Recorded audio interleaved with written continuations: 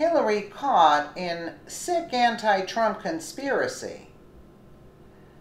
Hillary Clinton has remained in the public eye despite her stunning election loss to Donald Trump. The recent publication of her campaign memoir, What Happened, has served as a basis for taking aim at the president during the last several weeks.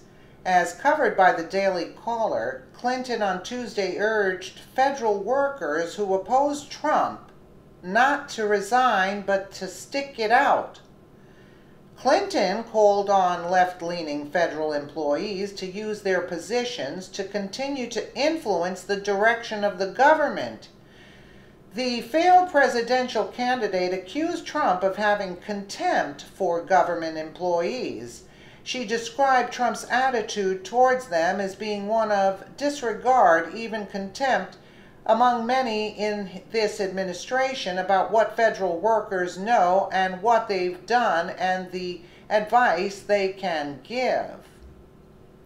Clinton did not mention ideological differences between federal workers, many hired in past administrations and the current president has a source of potential conflict. For Clinton, it is the members of the Washington bureaucracy, not the duly elected president, who should have the final word about how the government is run. Are you kidding me?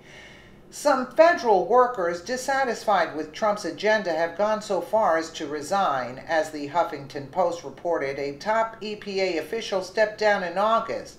Upon her departure, she left a scathing letter directed at Trump. The official wrote, "Today, the environmental field is suffering from the temporary triumph of myth over truth. The truth is there is no war on coal. There is no economic crisis caused by environmental protection. And climate change is caused by man's activities. So go to China and complain." That's what I would have told her. And start getting your group of people together to pay for it. Whoever doesn't believe in it doesn't have to pay for it. Some observers have argued that federal employees are not elected but appointed and must therefore follow the agenda laid out by the president whose election represents the will of the majority of the country. By this logic, if an employee is unable to reconcile his beliefs with the policies coming from the White House, the most honorable course of action is to resign. But Clinton encouraged federal workers to remain in their positions. Stick it out because the tide has to turn, Clinton said. She went on to assert, "I don't want us to lose the decades, really, if you add it all up, the thousands of years of experience in the EPA, in the State Department, in the Labor Department, in a lot of the places being targeted by the administration. For the former presidential contender, the administration will eventually, quote, need the expertise of these workers. At some point, they're going to need you, and the country is going to need you. And I hope you're still there." Clinton's remarks have a patriotic ring to them, but they also lend themselves to another interpretation.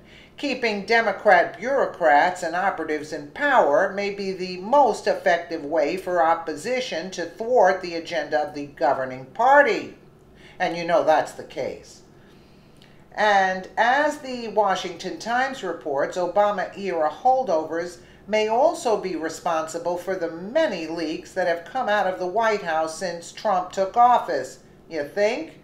As seen at Breitbart, Kansas Secretary of State Chris Kobach has called on the Trump administration to not replace all bureaucrats who resign or retire, arguing it would help shrink the size and cost of government through attrition. Oh, so you got Chris Kobach telling Trump, don't hire your people, in other words, people that are for your agenda, so to speak.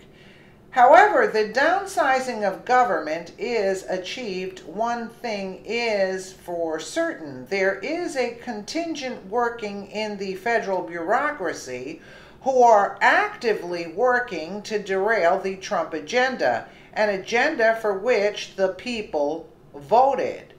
Do you see? Do you see what's going on here? You know, she makes it seem like she's patriotic, that she really cares. Do you think this, I'm going to call her a witch again. Do you think this witch actually cares about anybody and anything other than herself? I mean, there's worse than that about her, but I'm not going into it. But let me know what you guys think in the comments below. And again, thank you so much for watching.